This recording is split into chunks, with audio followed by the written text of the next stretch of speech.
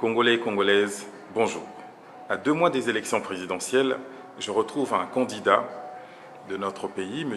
Vital Baroléré, candidat de l'Union des bâtisseurs du Congo, dit l'UBC. M. Vital Baroléré, bonjour. Bonjour. Vous êtes candidat aux élections présidentielles.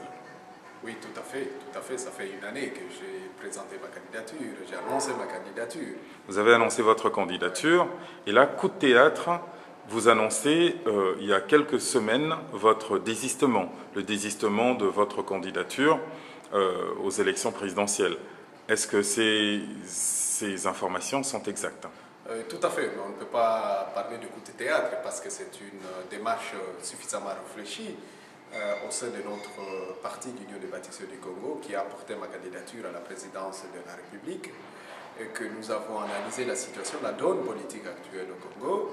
Et vous savez, il y a eu un changement constitutionnel qui a fait changer le détour présidentiel en un seul tour présidentiel, ce qui nous paraît, en tout cas au niveau de notre parti, comme un piège pour l'opposition, pour les forces de l'alternance.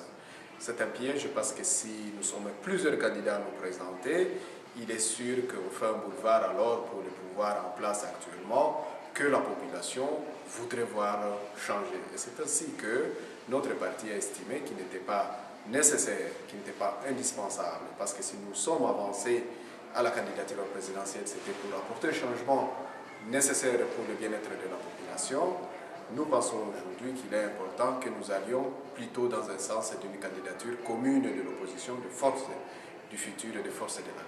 Monsieur Baroléré, vous dites qu'il vous faut dans ce cas-là annoncer une candidature commune. Est-ce que celle-ci a déjà été définie par la ligne de l'Union des bâtisseurs du Congo? Sait-on aujourd'hui quelles sont vos consignes de vote? Est-ce qu'on peut parler en ces termes?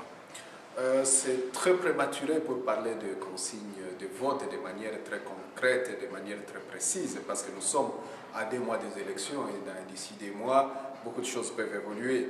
Mais nous pouvons dire qu'au niveau de l'Union des bâtisseurs du Congo, nous sommes déjà fixés sur la nécessité de soutenir les candidats qui sont les plus en vue aujourd'hui et qui ont milité pendant des années pour le changement dans le pays. Je parle ici de manière très particulière de M. Etienne Tshisekedi, qui a la confiance d'une grande partie de la population congolaise, mais il faut tenir compte aussi de la dimension de la géopolitique congolaise, de la géographie politique du congolaise. Aujourd'hui, M. Vital Kamerhe est aussi un acteur majeur de la politique congolaise et de l'opposition, et ce que nous prenons est qu'il faudrait un certain rapprochement entre ces 2 candidats pour qu'ils portent ensemble, en tout cas, les couleurs de l'opposition pour ces élections. Est-ce juste ou brutal de dire tout sauf Kabila dans ce sens-là? Non, nous sommes des démocrates. Nous sommes des démocrates et je pense qu'il ne faut pas entrer dans un fonctionnement qui est émotif. Monsieur le président Kabila, parce qu'il est président de la République démocratique du Congo, c'est un candidat valable. Il représente aujourd'hui le courant de la majorité présidentielle. Et c'est important, c'est salutaire pour un pays d'avoir plusieurs courants, d'avoir plusieurs opinions. L'opinion que nous défendons, c'est l'opinion de l'alternance, de l'opposition. Mais il revient à Kabila, à ceux qui soutiennent sa candidature, de défendre leur candidat. D'accord. Mais est-ce que vous pensez que le programme de l'UDPS, par exemple, ou le programme de Vital Kamerhe serait compatible avec le programme de votre parti, l'Union des bâtisseurs du Congo, ou alors c'est plutôt une coalition eu égard aux personnalités et surtout par rapport à une opposition, je dirais, systématique contre le président en exercice, le président sortant, le candidat sortant? Disons que nous avons parcouru le programme de l'UDPS et le programme de l'UNC. Comparé au programme de l'Union des bâtisseurs du Congo, il y a quelques éléments qui se recoupent de toutes les manières.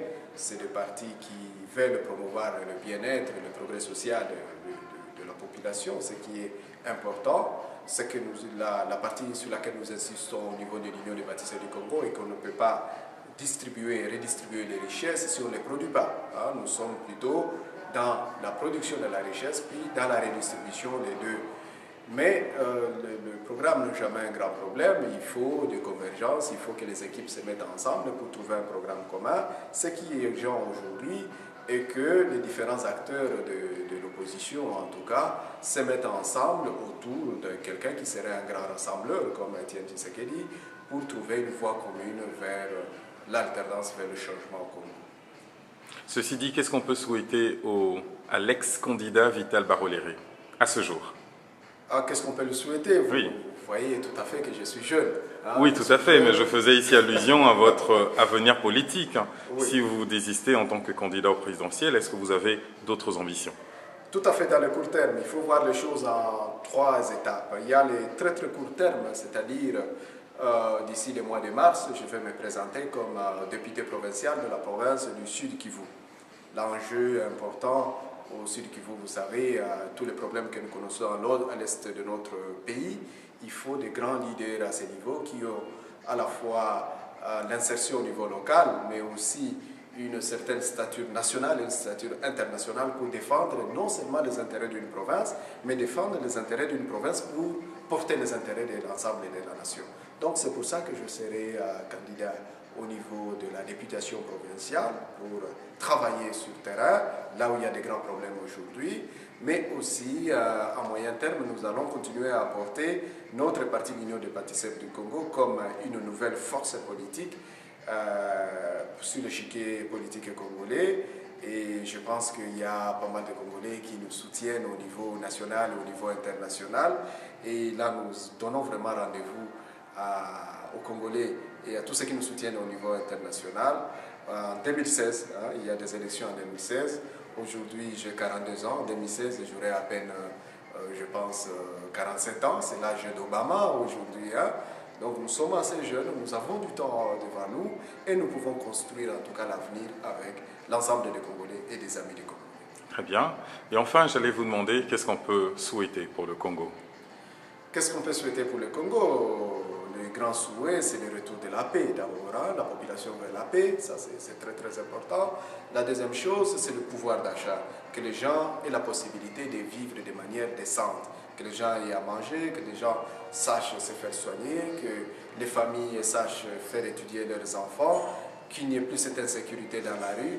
Donc ce sont des besoins tout à fait élémentaires qu'il faut aujourd'hui et demain que le gouvernement qui va se mettre en place et avec lequel nous espérons travailler, je vais dire le gouvernement de changement, va travailler. Donc nous souhaitons à la population un peu plus de bonheur et nous travaillerons pour construire ce bonheur.